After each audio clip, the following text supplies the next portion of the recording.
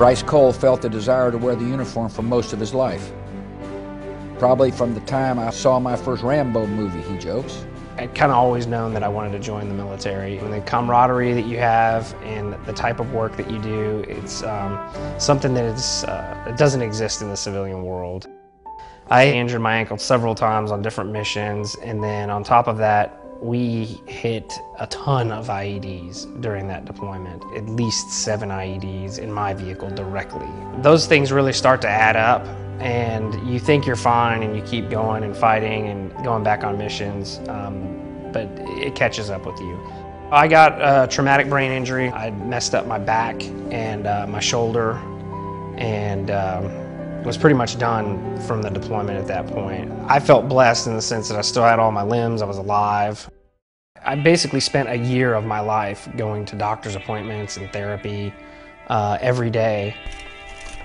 I think mountain biking was instrumental because that was really the first thing I could do outside of the Army that I could excel in and get better at. It just really helped with regaining that self-confidence that you need to not only get back up on your feet from being injured in the Army, but also leaving the Army and trying to enter the workforce and all these other things that we do in our lives.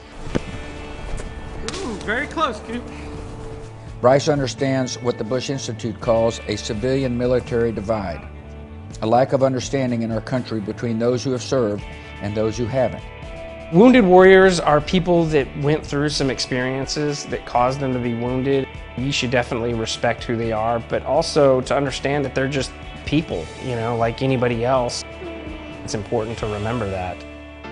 I think it's really humbling, you know. I mean, there's a ton of people out there that did what I did for our country, and to be able to be in a position where the president thought enough of me and my service to paint me was really humbling. It's also pretty cool.